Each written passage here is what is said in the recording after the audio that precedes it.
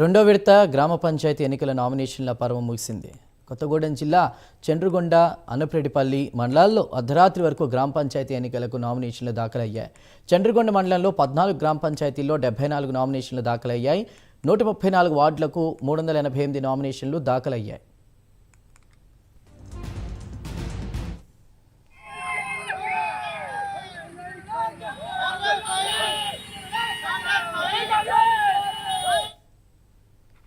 అనపరెడ్డిపల్లి మండలంలో 10 గ్రామ పంచాయతీలకు 43 మంది నామినేషన్లు వేశారు. 98 వార్డులకు 273 నామినేషన్లు దాఖలయ్యాయి. 2 మండలాల్లో కొన్ని గ్రామ పంచాయతీల్లో ఏకగ్రీవం కోసం కొందరు నాయకులు ప్రయత్నాలు చేసినప్పటికీ అవి ఫలించకపోవడంతో ఆయా గ్రామ పంచాయతీల్లో పోటీ అనివార్యమైంది.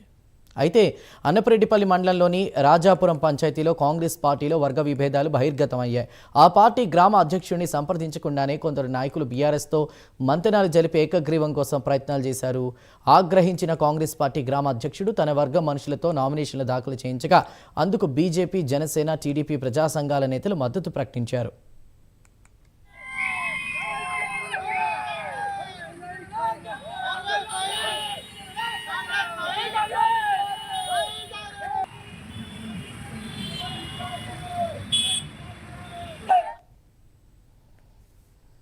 మరో వర్గం బీఆర్ఎస్తో కలిసి తమ అభ్యర్థులను పోటీలో నిలిపింది. కాంగ్రెస్ పార్టీలో 2 వర్గాలుగా ఏర్పడి ఇతర పార్టీలతో పొత్తులు పెట్టుకోవడం చర్చనీయాంశంగా మారింది. ఈ 2 మండలాల్లో కొన్ని గ్రామ పంచాయతీలు ఏకగ్రీవం చేసేందుకు ఆయా పార్టీల నాయకులు ప్రయత్నాలు కొనసాగిస్తున్నట్టు తెలుస్తోంది.